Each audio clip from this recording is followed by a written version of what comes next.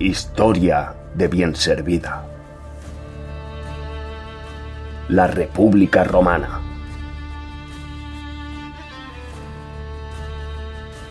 Cuando en el año 205 a.C. Escipión se marcha, el Senado romano confiere el poder en la península a 2 procónsules, lo que significa la división de la misma en 2 partes, y que años después llegaría a ser la situación legal: la Hispania Citerior y la Hispania Ulterior.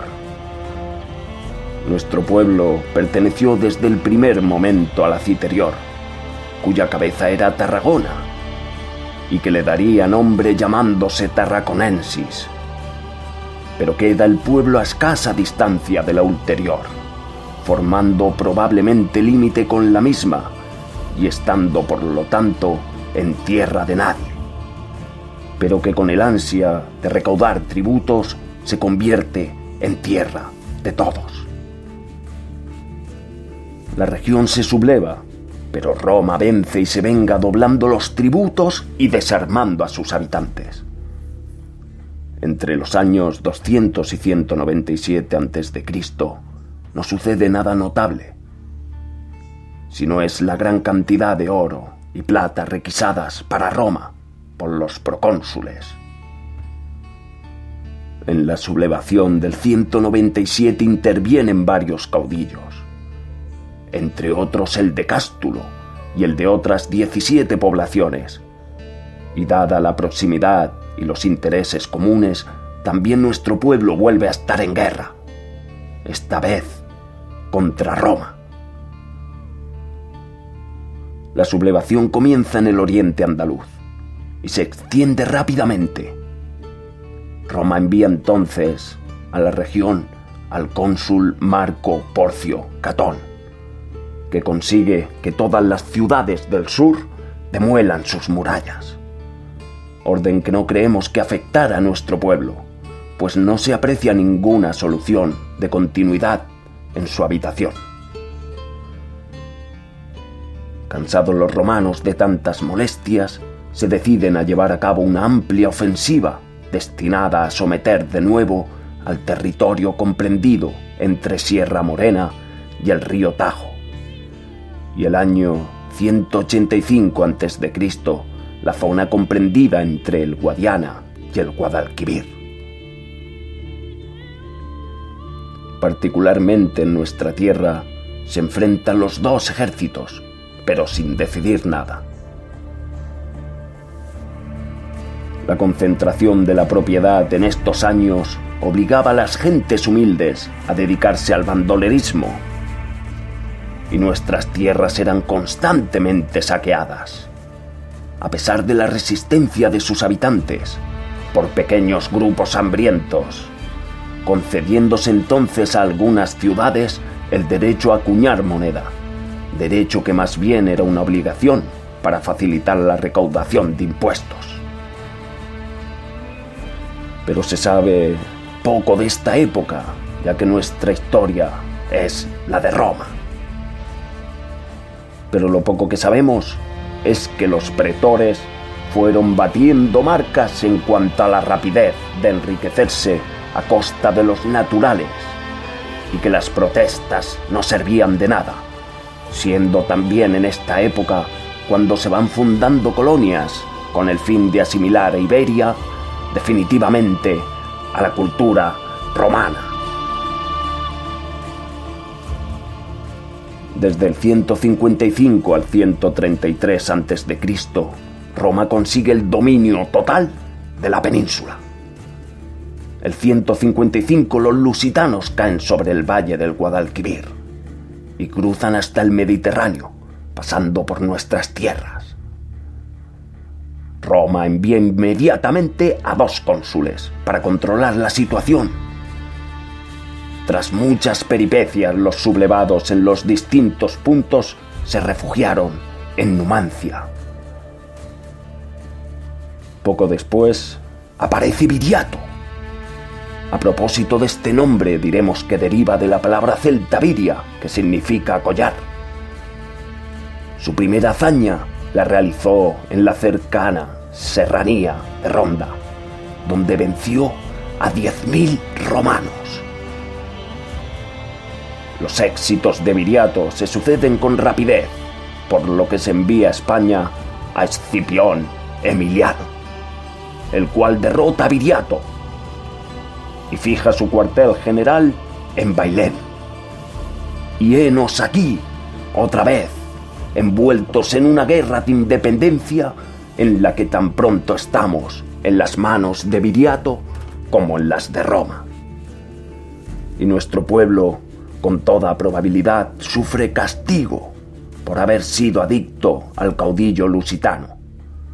Mas este firma la paz con Roma a cambio de ser reconocido como rey. Pero Roma poco después rompe el tratado y persigue a Viriato. Cuando este hombre, que en sus campañas debió pasar al menos en 2 ocasiones por Turruchel, fue asesinado, la resistencia se desmoronó. En el 133 a.C., Numancia se rinde y es totalmente destruida. Durante este tiempo corrió abundantemente la moneda, y como nuestro término estaba en el paso de Levante, Andalucía y Extremadura, los soldados podían descansar, así como los mercaderes, en un lugar como este, con abundante agua y fruta en verano, de forma que la moneda circulaba con fluidez. De estos años y de los que siguen, se han encontrado monedas romanas e iberorromanas. Comienza entonces una época en la que, a pesar de los impuestos, reina en nuestra tierra una relativa tranquilidad, ya que dominadas las revueltas del sur, los conflictos se trasladaron a Roma. Por otra parte, el contacto continuo con la civilización más poderosa del momento va culturizando al sector preponderante de la población, que poco a poco va asumiendo la cultura romana como propia y va olvidando las tradiciones íberas.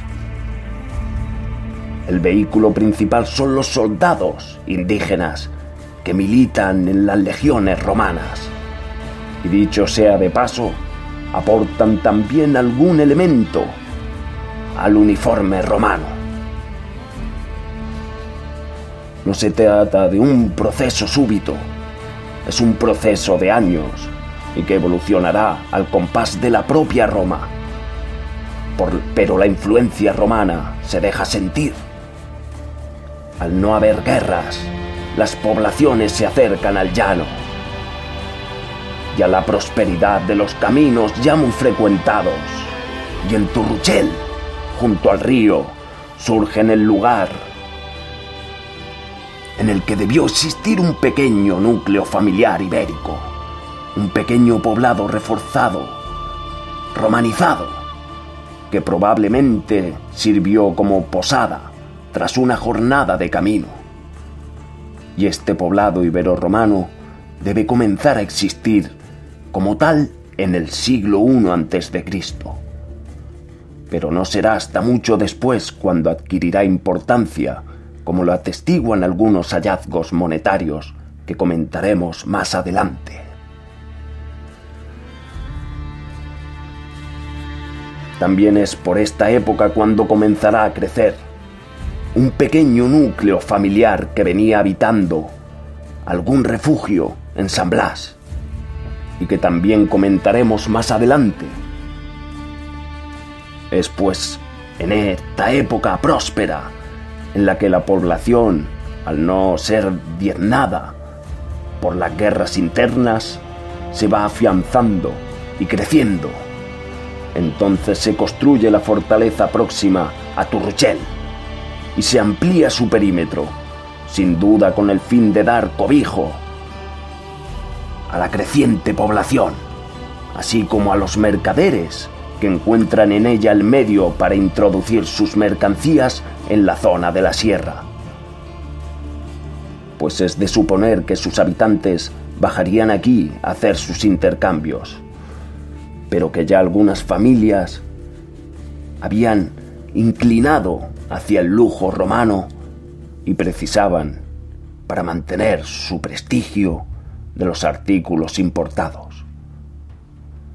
En el desplazamiento del actual pueblo, la población debía de mantenerse estable en un número de habitantes reducido, pues si bien desde el Padrón a Bayonas y otros puntos las gentes fueron bajando, también desde la aldea sus habitantes tenían a bajar hacia Turchel.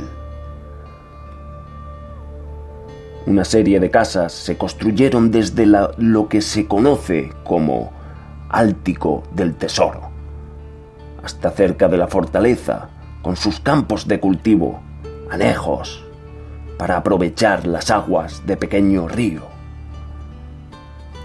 Estas casas estuvieron habitadas hasta mucho después.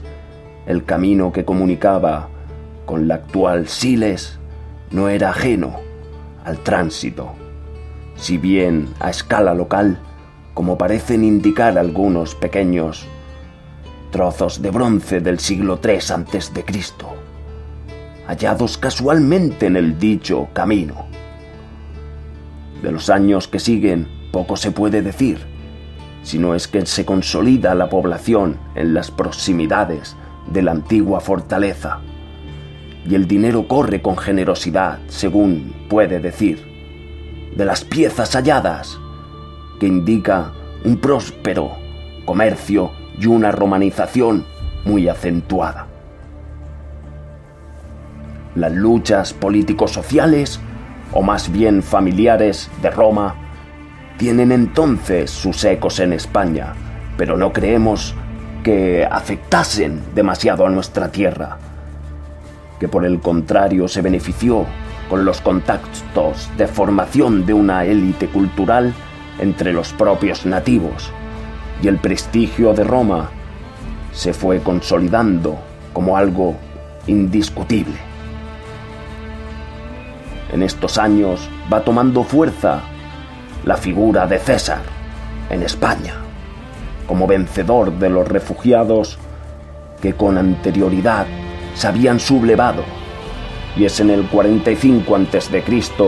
cuando la República Romana, que ya había demostrado su ineficacia para gobernar tan amplios territorios, deja paso a César, que con el título de Imperator, en realidad dictador perpetuo, reúne en sus manos todos los poderes sin abolir la antigua organización, y de esta forma sujeta a la voluntad al Senado y asume todas las magistraturas.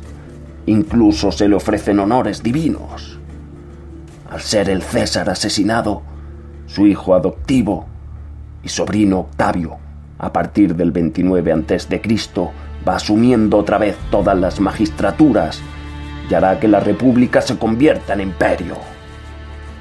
También en bien servida aparece alguna moneda de esta época, en la que indica la continuidad en la población del lugar. En cuanto a religión, no es nuestro pueblo una excepción, y así como con anterioridad tenemos en el León una muestra de los cultos orientales, en esta época ya han evolucionado estos cultos, pero continúan siendo las bases de la vida interior de nuestros antepasados.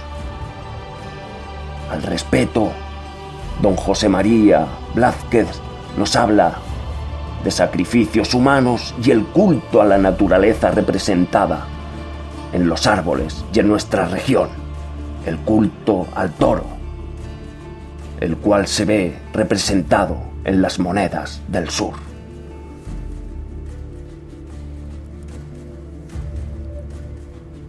Aquí termina este capítulo de la República Romana.